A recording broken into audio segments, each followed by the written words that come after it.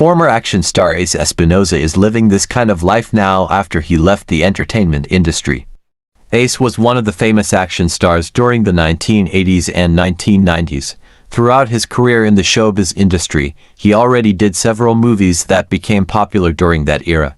Because of his looks and physique, many female fans fell in love with his performance on the big screen. Meanwhile, men copied his signature hairstyle. Many also followed his flat-top haircut. He got married to a beauty queen turned actress, Maricel Morales, in 1999. They also did a movie together. However, after several years of being together, they got separated. Pamatay ka na! Dahil wala kang kwenta kapag tingin mo mo! Sige, patay mo na!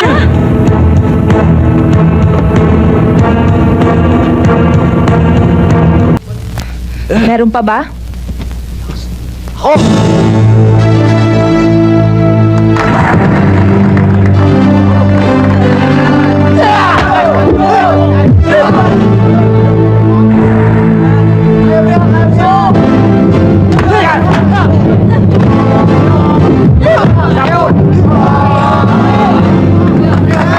Padre Damian, sabi mo gusto ko siya makausap. Kahit naman magsumbong ka sa mga pulis, ay wala na kaming pakialam. Dahil pang 11 ka na sa pinasok namin dito. Pa, ang galing talaga ni De La Cruz. Pwede ba? Siya na lang permanenteng bodyguard ko. Okay ba, Idol? Saan natin matatagpuan yung one na yun? Ang dinig ko, may concert sila mamaya. Wala ng pag-asa, anak. Tumawag ka lang sa Panginoon. Ha? Suwabing-suwabe tumakbo. Pumapano tayong 120, hindi mo pa nararamdaman. Bagay na bagay sa isang rising action star na katulad mo yan, pare. Bili mo na, mura lang yan. Mukhang maliit sa akin to, pare. Lagi naman ako nag-iingat ay eh. Lalong-lalo na sa pagkain. Kapag busog na ako, humihinto na ako. Hindi mo siya mahal!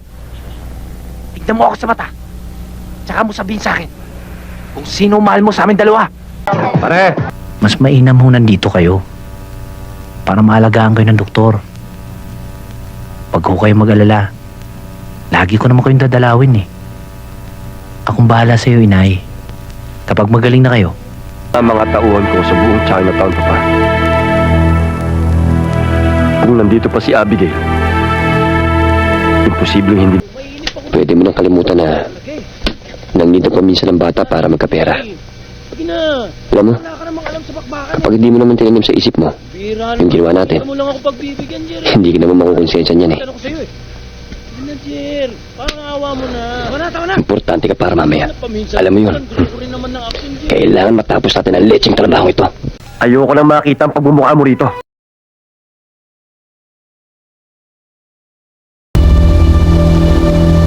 Ang nakasakupan natin ay katawa-tawan yung maban. Huwag kayong pakasisiguro. Taglay ng kalaban natin ang tunay na medalyon ni Pedro Penduko. Naubusan pa ako ng pagkain. Sobrang eh. Tulome, ang problema sa bahay, sa loob lamang ng bahay pinag-uusapan. Yang galit mo ngayon, Tinitiyak ko sa'yo ngayong gabi, tuluyan ang may liligpit